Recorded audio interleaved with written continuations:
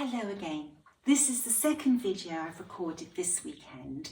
This video is all about the online tutorial for the ABC sampler, and this is the last tutorial in the series.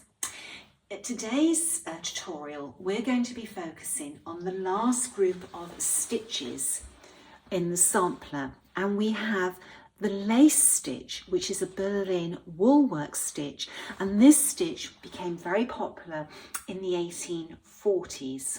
And basically we are creating the illusion of lace just through cross stitches by using a thick thread and a very fine thread. The blue stitch is blanket stitch or buttonhole stitch, which we've already covered in the tutorial. Then you can see there is a yellow stitch, and that is herringbone stitch. And finally we have the turkey knot or the turkey stitch, which is really like carpet tufting. Okay, so the problem I ran into with the Berlin lace work was that I was stitching on 56 count, and I struggled to get the a big enough difference between the thick thread and the thin thread. I was already stitching with a very fine thread, Soie 103, which is 3-ply. And thanks to people who've watched this series of videos, I was directed towards two types of thread, and that was kimono silk thread and the YLI silk thread. So it was those two threads. Now I compared the threads, and I decided to go with the YLI silk thread. I felt that this was just a little bit finer than the other, and it is a very, very fine thread. So I worked my sampler, and it's very difficult for you to see this up close with this camera, so I've taken a photograph with a different camera and I'm inserting it into the video.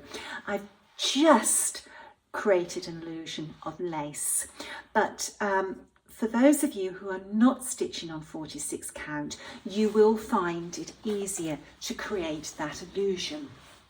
What I've done, I have stitched out a small section of the lace work on 36 count Ada. Now I've used Soie d'Alger for the prominent cross stitches, and normally I would only use one strand of Soie d'Alger on 36 count linen or 18 count Ada. But to emphasize the difference in thicknesses, I've actually used two strands, and then I have used one strand of the YLI silk. And I think that really does create an illusion of the lace. I've used black Soie d'Alger and black YLI. And on the original sampler, which I've laid alongside in this photograph, it's the girl has used the very dark green, the black and the red.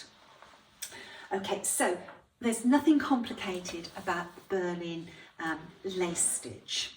So that leaves us with the turkey knot stitch. Now I did mention in my earlier Flosstube of today that when I was studying art in school, my portfolio was made up of textile art, and I had one piece that was worked entirely in this stitch with different coloured threads, and I must have stitched zillions of them. So now I'm going to show you how I work this stitch. I'm using two strands of Soie d'Alger on my needle. I take my needle down through the fabric, leaving a tail. Then bring my needle up one hole to the left. I'm pulling my thread all the way through. I then take my needle down one hole to the right of my original starting place. Before pulling the thread through, I bring my needle back up through the centre hole, which is the original starting place. I pull my thread all the way through, and in doing so, I have created the first knot.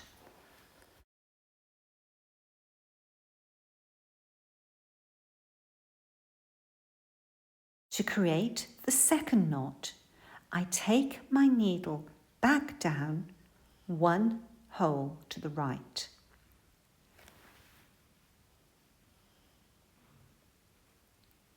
Not pull the thread all the way through. I leave a loop. I then bring my needle back up one thread to the left.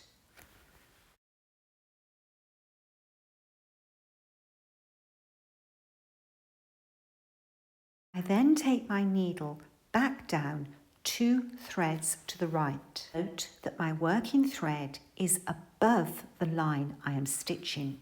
I bring my needle back up 1 thread to the left. I will now pull the loop tight, bringing my thread all the way through the fabric. We have now created the second turkey stitch. We have now established our stitch path. Let us repeat the stitch.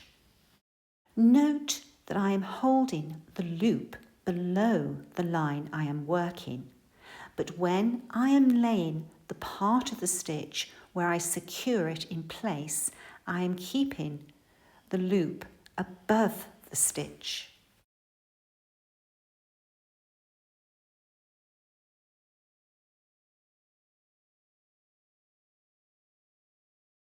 I apologise for the condition of my hands. The loops I am leaving are unnecessarily long.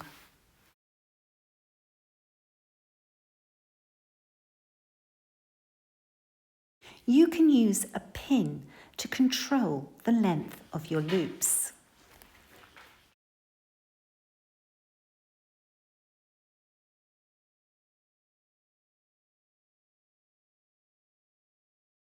As you become more experienced, you may not find this necessary.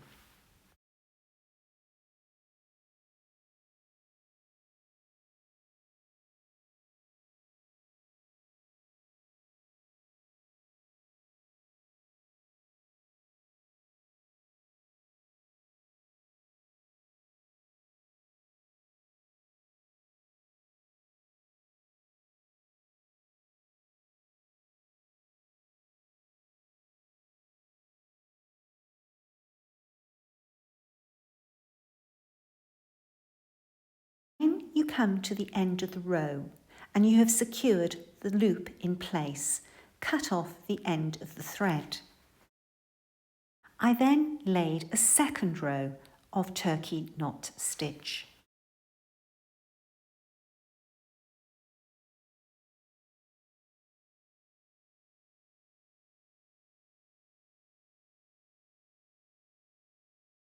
All that is left is for us to trim back the loops. I prefer to slacken off my frame so that I can gather my fabric between my fingers. Just as when we cut our fringe or our bangs, it is important that we cut in a straight line, and I find having my fabric pinched between my fingers enables me to do this. Use caution. We can always trim back again, but we can never add back on thread that has been cut off. I have now put my fabric back on my frame and have it under full tension. I'm going to play with the tufts, roughing them up. This is when I ensure that all the tufts are sitting correctly and I can trim back carefully. I would recommend that you practice this stitch on a doodle cloth before working on your actual sampler. that's now the end of the tutorials. It's been a wonderful journey for me. I feel that I have learned from you, and I hope that everybody who has participated will take away with them the desire to learn new stitches and the confidence to execute those stitches. The more stitches that you are able to do, more samplers are available for you to stitch. You can do anything you set your mind on to do. All you need to know is the stitch path and practice that stitch path until you understand what you're doing. It's practice, practice, practice that makes perfect. Oh gosh, it's been a wonderful journey. I've thoroughly enjoyed it. When you finish your ABC sampler, don't forget that you can enter it into the end of year draw that we run for people who stitch and complete our samplers. Each year we have an antique sampler as a prize.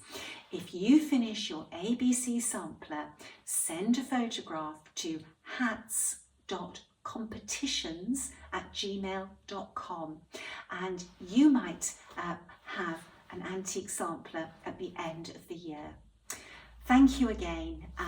I'll be back next weekend with a Flosstube, and I will be back sometime in the future with another free online tutorial where we look at different stitches. I've got something in my mind that I want to stitch for myself to go on the second spool, and when I've got that charted, I will share it and share stitch tutorials. It won't be for a little while. My mind is now turning to our next red box. The first sampler is in production, and several other samplers have been charted and are going into production. That next red box is going to be wonderful. I can't wait. Okay, until next weekend, stay well, stay safe, and God bless you all. Bye-bye.